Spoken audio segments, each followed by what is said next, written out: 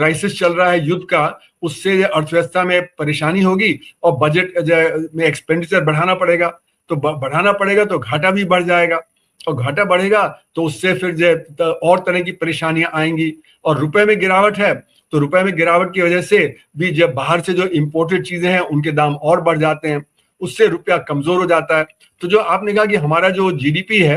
अब वो चौथे स्थान से छठे स्थान पे आ गया, मेरा मानना है कि ये पहले भी चौथे स्थान पे नहीं था, क्योंकि हमारा जो असंगठित क्षेत्र है उसको हम सही ढंग से नहीं नापते थे। मेरा मानना है कि वो जो 3.8 ट्रिलियन डॉलर की बात चलती थी वो एक्चुअली 2.5 ट्रिलियन डॉलर के करीब था, वो इटली के आगे 7वें स्थान पे था। पर लेकिन चलिए वो नहीं, उन्होंने माना कि इस तरह से हमारा जो असंगठित क्षेत्र है उसको हम ठीक से नहीं नाप रहे। पर लेकिन जब ये रिवाइज्ड एस्टिमेट आए हैं कि एक वो रिवाइज्ड बेस जो आया है 2022-23 के आधार पे, उसमें भी दिखाया गया कि जीडीपी कम है, जीडीपी उतना नहीं है जितना कि पुराने एस्टिमेट पे था, तो उसकी वजह से भी गिरावट हुई। और दूसरी गिरावट हुई कि जो हमारा रुपया कमजोर हो रहा है, तो क्योंकि इंटरनेशनल कंपैरिजन के लिए हमें अपनी जो जीडीपी को डॉलर टर्म में मेंशन करना पड़ता है, डॉलर टर्म में दिखाना पड़ता है, तो सभी अर्थव्यवस्थाओं को डॉलर टर्म में कंपेयर करते हैं। तो हमारा जो कि रुपया काफी कमजोर हो गया है पिछले एक साल में, तो इसलिए उसकी वजह से भी जो जीडीपी हमारा कम हो गया। तो दो वजह हुई जीडीपी के कम होने की, एक तो हमने जो रिवाइज किया सीरीज को 2022-23,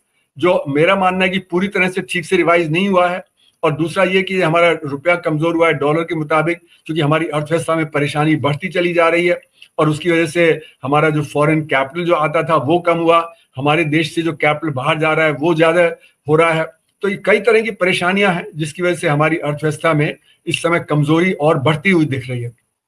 जी, मैं